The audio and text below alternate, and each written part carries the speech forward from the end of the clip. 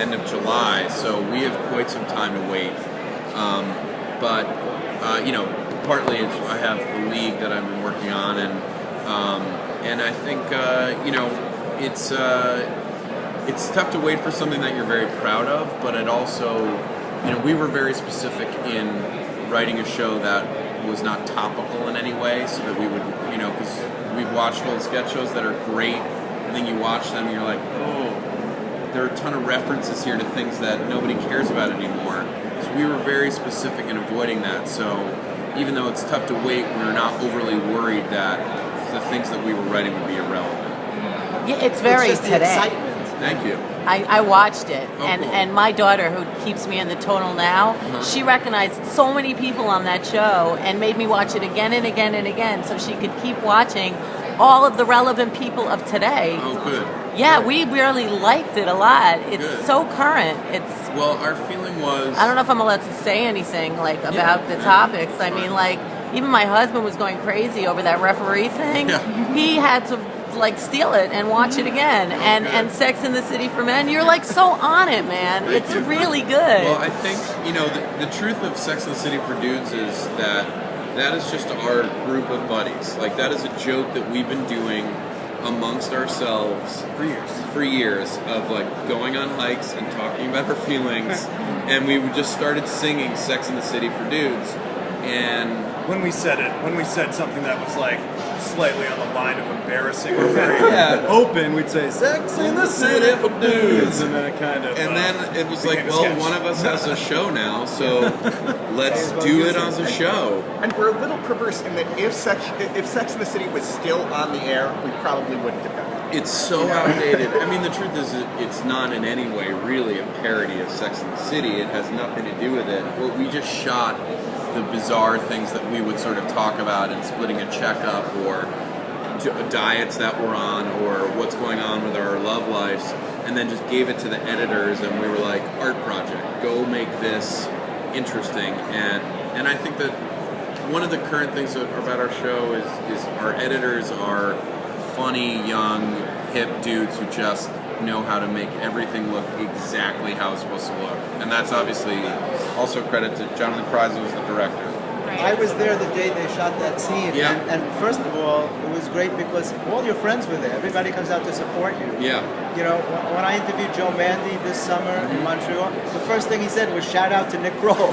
That was his interview. Right, the whole interview was because he loves you, because he loves you. We become That's a why. fan. And it came across in that scene. It was all your friends. Yeah. And every one of them is on a show. Yeah, and that's the thing. That's the exciting thing about, as you say, it's the current today, and that's just the luck of me and John and the rest of those guys and the other people collaborating in it, coming of age in New York and then coming to LA, and I just think it's an incredibly exciting time in comedy right now, in that all of our friends have their own shows, and Paul Scheer's got NTSF, Jon Daly does that, Scheer, is on the league with me, I go and do Children's Hospital, Cordry goes and does.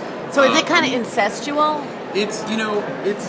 do you have to be one of you to get a show? It's incestual in that comedy is best when it's with people that you know and trust and like and have vibe with, and that, so you go back to that. That said, I think we did our best to not use people just because they're cool for comedy, so you have all types of people in the show, and where it's appropriate, like Fred Armisen and me and Fred in a all HBO, HBO boxing, those boxing reality shows 24/7. It's me and Fred Armisen. Me as a 7-year-old Mexican boxing trainer, and Fred is my ne'er-do-well son who loves origami. But it's all in Spanish, and it's appropriate to Fred's skill set and my skill set. Tonita, who plays Consuela, the housekeeper in Rich Dicks, also happened to be a Mexican radio DJ and was perfect to be Chupacabra's sidekick.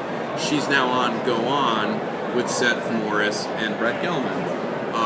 And I saw a commercial the other day, and someone from your show was on it. You're going to see people, Richard Kind, but then also Richard Kind, who... You look much younger in person.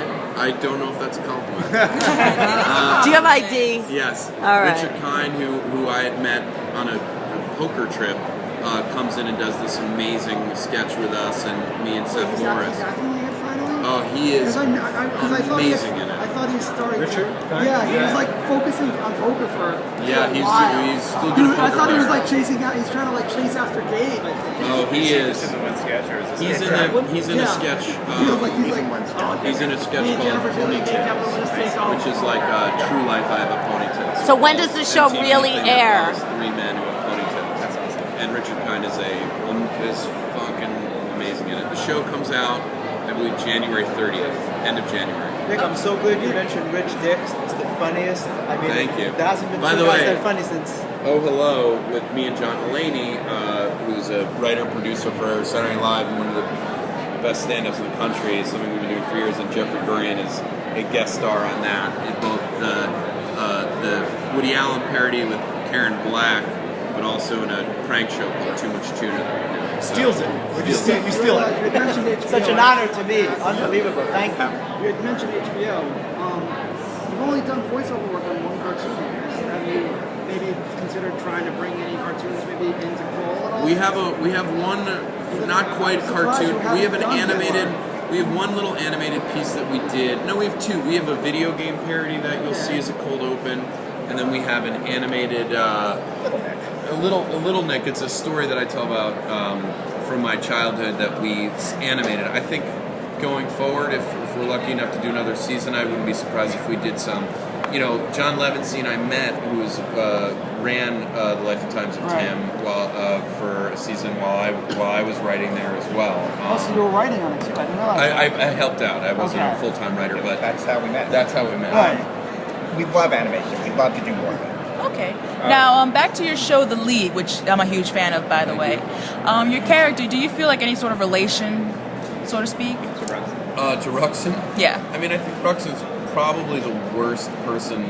I mean, he's the typical douchebag, so to speak. He's a real piece of garbage. I would like to think that I'm a decent, nice guy. Maybe Ruxin is the vehicle for me to get out. I mean, you know, we have I find Latin women attractive, and I'm married to a Latin lady on the show, so there's that. Besides that, I don't see conspiracies. I think I try to be nice to my friends. And the closest I would ever come to being a lawyer is to play one on TV. Okay, so that's You fair. play fantasy football, though. I am in a fantasy football league with the guys on the show. Yes. And I tinker. I am a late night drunk tinkerer. Now, do you... Yeah. And now, do you see as fantasy football as just Dungeons and Dragons for jocks? You know, what I found is, I don't know the exact number, but I think there are probably about 40 million people playing fantasy football right now. Right. And I have jocks, I have nerds, women, like fathers, daughters. I mean, I have every single person, a demographic has come up to me saying that they play fantasy football. Which is good. And there are plenty of people who don't ever play fantasy football who love the show, couldn't care less about football. So I think it's able to sort of straddle. So it's like you have your people who love it, people who don't really like it, but people who are fans. I think it's a great vehicle to bring that demographic in, and also then it's a comedy show that people like to watch. Of course. Can I just ask one thing? Oh, you want to go? I just want a 10-second El Chupacabra pitch for the Kroll show. If you watch the show, you'll be No, I able mean, to. in his voice. No, I know. I'm Okay. giving you the pitch for why you should watch the show. If you watch the show, it'll be much more exciting than watching me give you this pitch. Okay, now And I'll give you Chupacabra on the show. we have a show called ReW WhO, and we always like to get a skeleton from your closet. Can you share, each of you, a quick skeleton from your closets? Yeah. I killed Nicole Brown Simpson. Okay, OJ. On that note, thanks, guys. All right. And if you have any, This was a hot table, you guys. Thank you. No, I'll be on